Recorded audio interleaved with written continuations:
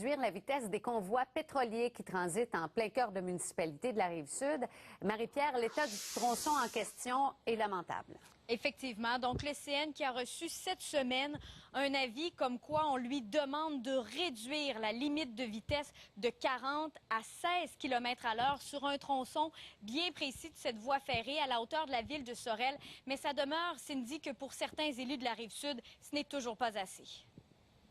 TVA Nouvelles vous présentait dans ce reportage cette semaine le piteux état de ces rails, un tronçon de la voie ferrée du CN sur la rive sud de Montréal où transitent tous les jours 3 millions de litres de pétrole. Il manque des clous également et voyez même des attaches qu'on retrouve un peu partout le long de la voie ferrée. Au bureau de la ministre du Transport, Lisa Raitt, on nous confirme par écrit qu'un avis et ordre ont été émis au CN vendredi par des fonctionnaires de Transport Canada afin de limiter la vitesse de tous les trains opérant sur ces rails à la hauteur de Sorel. Cela exige entre autres que la vitesse soit réduite à 16 km à l'heure et ce, dû à la condition de la voie de ce tronçon. La vitesse maximale réglementaire permise pouvait aller jusqu'à 40 km à l'heure. Pour la porte-parole en matière de transport au Parti québécois, c'est un pas dans la bonne direction, mais c'est nettement insuffisant. Elle demande que des inspecteurs du ministère viennent constater la situation en personne. N'attendons pas d'avoir un deuxième mégantic avant de venir inspecter ici. Ils ne peuvent pas laisser à l'entreprise le rôle de s'auto-inspecter.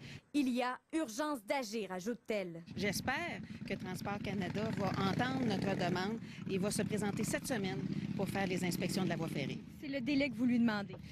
Il faut que ça soit rapide. Auprès des compagnies ferroviaires, auprès des instances au gouvernement fédéral, on les appelle. Qu'est-ce qui se passe? Qui s'occupe de la sécurité? Pourquoi c'est arrivé? On les talonne. La députée de la circonscription de Montarville, que traverse au quotidien le convoi pétrolier, s'insurge de l'attitude des conservateurs.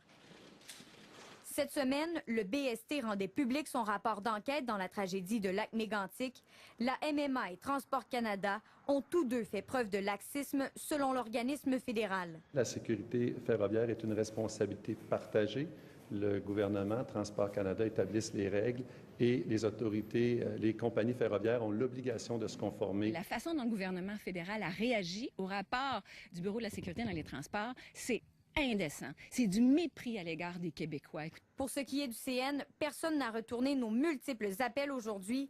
Cette semaine, la compagnie ferroviaire a annoncé que des travaux de réfection à la hauteur de 9 millions de dollars allaient se faire sur ces rails d'ici la fin de l'année.